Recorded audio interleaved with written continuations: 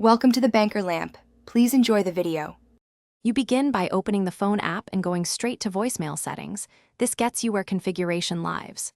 Once there, tap the three-dot menu, choose Settings, then Voicemail. You must set the carrier voicemail number, enter it exactly as provided by your carrier.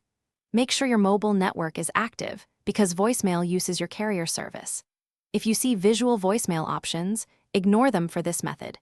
Continue with classic call-to-voicemail configuration now. Once done with the number, call your voicemail directly and listen for setup prompts.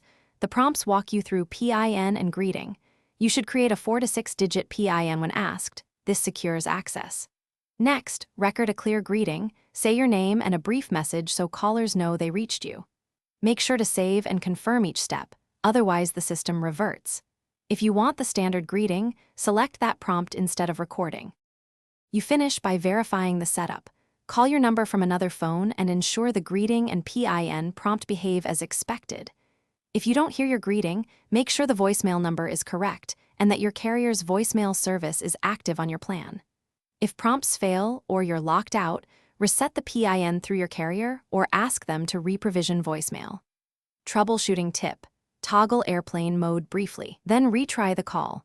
This refreshes network registration and often fixes delivery issues.